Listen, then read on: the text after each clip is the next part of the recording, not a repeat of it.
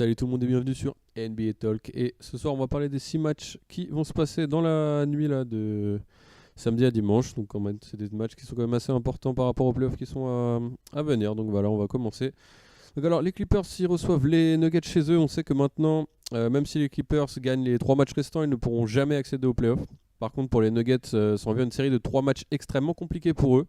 Avec 44 victoires, ils sont en une victoire près des 8, 7 et 6e de l'Ouest, qui sont à 45 victoires. Donc ce match est donc extrêmement important, car pour moi le plus simple des trois. Donc, parce que lundi ils joueront contre Portland et mercredi contre Minnesota.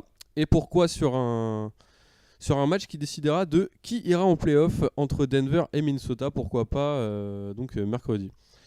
Donc en gros les Nuggets ils ont vraiment à mon avis la rage de vaincre. On l'a vu jeudi quand ils sont allés chercher la victoire contre Minnesota. Les Nuggets ils ont aucun blessé. Pour moi ça va vraiment être un duel d'intérieur entre DeAndre Jordan et Nikola Jokic et Paul Millsap. Pour gagner il faut que les Nuggets empêchent Harris, River et Lou Williams de scorer à l'extérieur. Ils doivent jouer polyvalent entre 3 points et pick and roll. Pour moi, les Nuggets vont jouer la gagne à tout prix afin d'accéder aux playoffs, alors qu'à mon avis, les Clippers seront lâchés l'affaire, affaiblis mentalement avec la triste nouvelle de ne pas accéder aux playoffs. Donc pour moi, c'est donc une victoire des Nuggets. Alors, les New York qui reçoivent les Bucks. On sait que les Bucks sont d'ores et déjà qualifiés pour les playoffs avec 32 victoires, donc 42 victoires, c'est pas 32 victoires. L'équipe derrière étant les Pistons avec 38 victoires. Il ne reste que 3 matchs à jouer pour les Bucks. Ils sortent effectivement d'un match horrible défensivement face aux Nets et ils se doivent de retrouver leur rythme à l'approche des playoffs. Les Knicks jouent sérieusement leur dernier match, on l'a vu avec la victoire écrasante qu'ils ont donnée à Miami hier, 122-98. Hardaway Junior s'est pourtant tordu la cheville, mais on peut espérer voir Hunter et Beasley de retour chez les Knicks. Pour moi, le résultat dépendra de la volonté des Bucks à jouer sérieusement ou non. Préserver leurs joueurs stars ou bien retrouver un rythme pour les playoffs, ça dépendra du coaching des Bucks. Pour moi, victoire des Bucks quand même. Alors les Bulls, ils reçoivent les Nets en cette fin de saison. On sait que les Nets sont une équipe vraiment dangereuse quand elle prend feu avec beaucoup de vétérans à son actif. Malgré ça, Okafor, Dante Cunningham et DeMar Carroll ne sont pas sûrs de jouer. Les Bulls ont quand même extrêmement bien joué contre Boston hier, malgré leur défaite. Les Nets aussi ont fait un gros match dernièrement contre les Bucks, ils ont gagné. Et on sait que dans ce genre de match, on sait pas vraiment qui peut gagner. Pour moi, je vais quand même donner la tendance aux Bulls parce qu'ils jouent à domicile et ils s'en sortent mieux que les Nets à l'extérieur. Donc pour moi, c'est victoire. Donc des Bulls. Alors, il y a Houston qui reçoit OKC. Donc on sait que Gordon et Ryan Anderson ne joueront pas.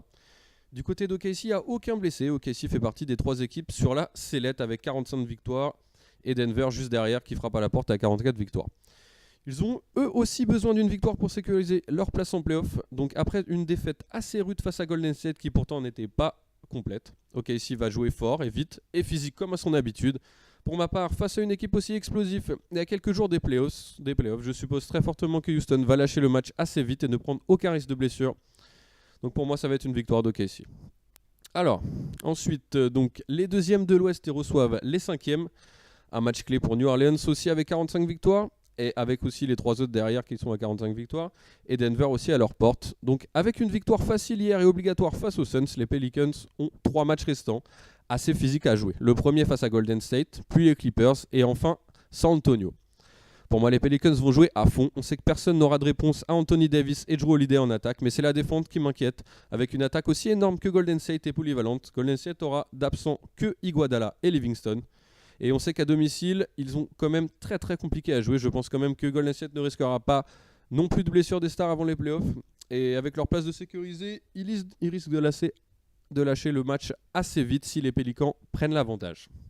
Pour moi, c'est une victoire des Pélicans. Enfin, dernier match de la soirée, les Spurs reçoivent Portland. Portland qui se la joue décontracté en cette fin de saison. Même s'ils ont passé à 2 points de battre les Rockets jeudi. Ils ont quand même leur place en playoff qui est sécurisée. Ils ne risqueront pas de blessure. Damien Lillard sera de retour après une blessure à la cheville. Mais à mon avis, il sera limité dans le temps de jeu. On a vu que les Spurs n'ont pas sécurisé la place en playoff contre les Lakers dans leur dernier match. Et ça, c'est très très bête pour eux. Avec une défaite qui les laisse dans le doute dans la course au playoff. Les Spurs font aussi partie des équipes qui sont à 45 victoires et avec Denver qui tape à la porte derrière. Donc les Spurs, ils sont solides à domicile. Ils vont devoir tout tenter pour revenir à bout de Portland. Et Aldridge devra être présent avec le nombre de victoires impressionnant à domicile pour les Spurs de 31 victoires et 8 défaites. Je donne vraiment l'avantage aux Spurs du terrain et l'avantage sous le panier avec Aldridge. Donc pour moi, c'est victoire des Spurs. Voilà, j'espère que ces petits pronos rapides des matchs qui suivent dans la nuit vous ont plu. En tout cas, n'hésitez pas à laisser un petit like et à vous abonner à la chaîne. Allez, moi je vous dis à plus les gars.